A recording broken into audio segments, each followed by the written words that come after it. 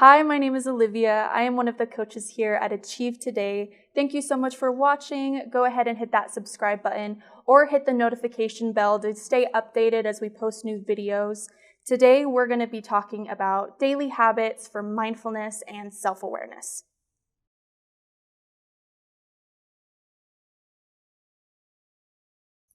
So mindfulness is the quality of being fully engaged in the present moment in the here and now. So it's kind of like you're becoming the witness or the observer to whatever you are experiencing. I almost consider it mindlessness because it's kind of getting out of your head and coming back to this present moment.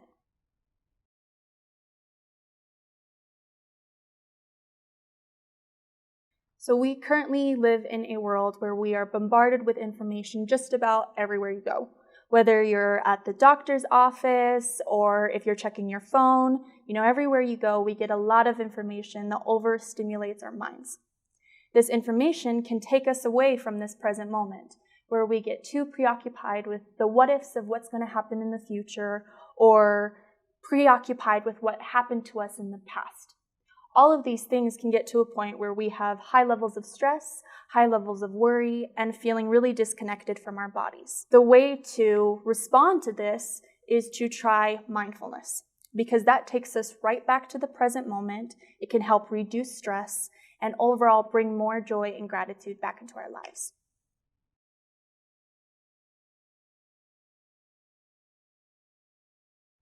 So there have been a lot of studies on how mindfulness actually affects our brain chemistry. Recently, there was neuro research done at Berkeley University on how it actually affects our brains. So first, let's start by talking about two different parts of the brain. So we have the amygdala, and it's kind of like an almond-shaped center in our brain that is responsible for things like memory, plays a role in decision-making, and a vital role in our emotions. It is more importantly recognized as the part of our brain that processes fear. Then we have our prefrontal cortex. Now this part of our brain, it plays a huge role in our complex decision making. It plays a role in how we process logical thinking, and it governs our amygdala, so how we experience our emotions. Now if we experience things like trauma or we have high levels of stress, it can make it difficult for these two areas of the brain to connect. So if you are trying to experience or process an emotion with logic, but there's a disconnect due to high levels of stress, it can be difficult to think about things logically. So studies have shown that mindfulness practices can increase the connections between both the amygdala and the prefrontal cortex. So you can think about the amygdala as the emotion center or the fear center. And then the prefrontal cortex is like the logical center. And we need both of those things to be in an effortless communication in order for us to flow in this life.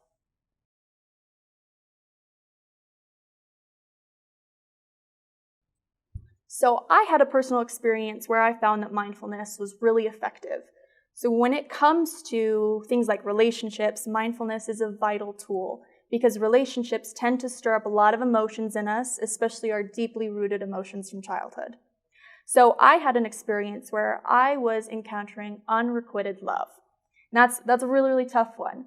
So I remember I was driving on the road one day, and I was so caught up in how foolish it made me feel to be experiencing love for another person, and it wasn't necessarily reciprocated.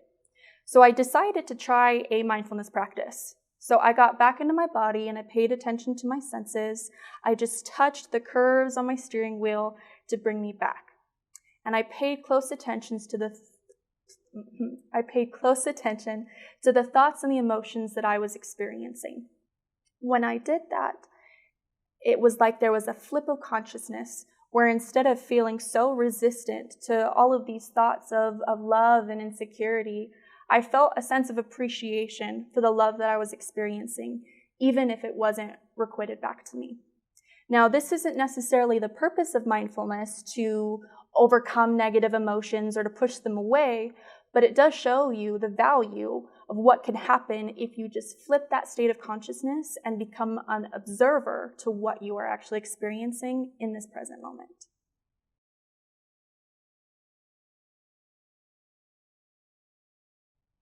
Now, there are a series of different mindfulness techniques that you can use.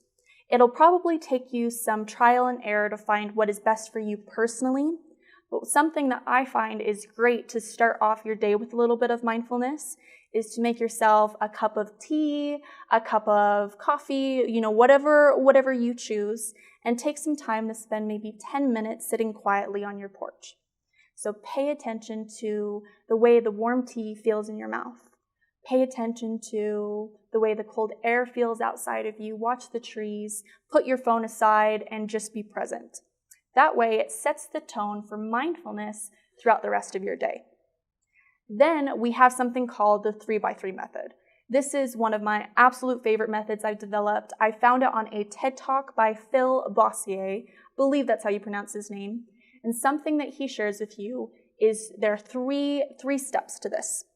So the first one is to find an object near you. It can be any object. So for example, let's use this piece of paper. And all you would do is you'd look at the piece of paper and say, this is a piece of paper. And then take one big deep breath.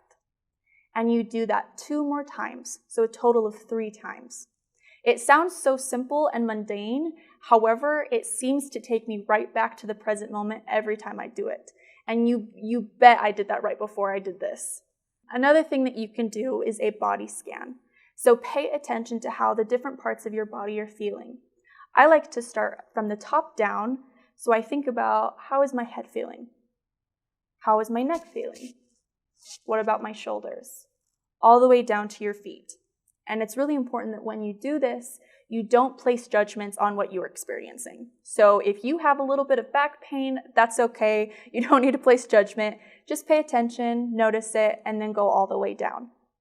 Now, another thing that you can do, it's called the emotional freedom technique. So there are a series of different ways that you can do this.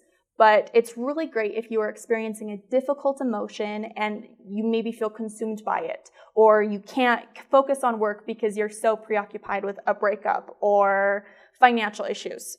So when you notice that, pay attention to whatever emotion you're experiencing. So maybe you're feeling stressed about money. So what you can do is you tap on the side of your hand and state the emotion that you're feeling. So even though I am feeling sad, I'm feeling really sad, I completely love and accept myself for having felt that way. And then you do it on your other hand. You could also try on your sternum right here. And it helps kind of release the energy and release the pent-up emotion.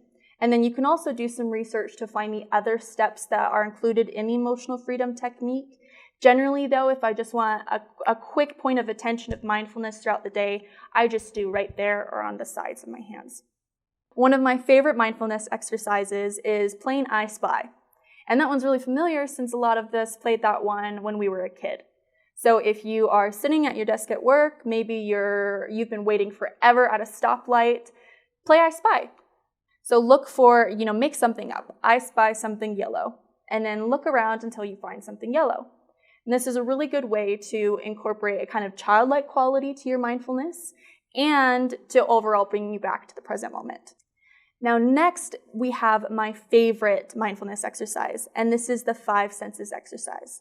So you start by identifying 5 things that you see in your environment, then 4 things that you feel, 3 things that you hear, 2 things that you smell, and lastly, 1 thing that you taste. Our senses are a great gift when it comes to mindfulness exercises because they are all associated with the body. They're all kind of out of your mind. So they will bring you back to the present moment, back to your body, and this way you can cultivate that witness and observer of whatever you are experiencing. Thank you guys so much for watching. Go ahead and put in the comment section what your favorite part of this video was. Let us know what you want to hear about in the future. I hope you have a wonderful rest of your day, and don't forget to hit that subscribe button.